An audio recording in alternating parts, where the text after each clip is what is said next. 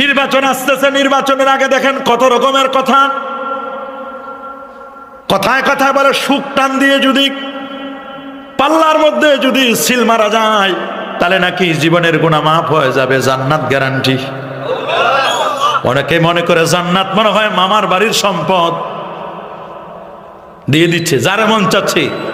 পাগলা তিতা মিঠা চিনে না, এই পাগলারে জিলাপি দেওয়া যাবে না। পাগলা তিতা মিঠা, পাগলা জান্নাত জাহান্নাম চিনে না, যারে তারে জান্নাত জাহান্নাম দিয়ে দেয়। কথা বলেন। আবার আরেকজন এমন বক্তব্য দিল, নিজের সিট ছেড়ে দিয়েছে দলের কারণে, আরেক দলের, নিজের দলের নয় অন্য একটা দলের কাউকে ছেড়ে দিয়েছে।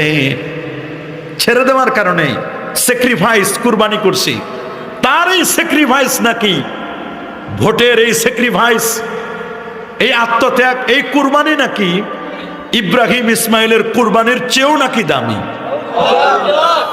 আপনি চিন্তা করে দেখুন, একজন নবীর কুরবানি, নবীর স্যাক্রিফাইস, সেই কুরবানিটা আহারে এত দামি হয়ে গেল।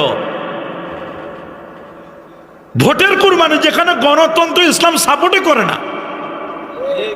কথা বলেন না, জোরে বলেন। আমরা যেটা করছি এটা তো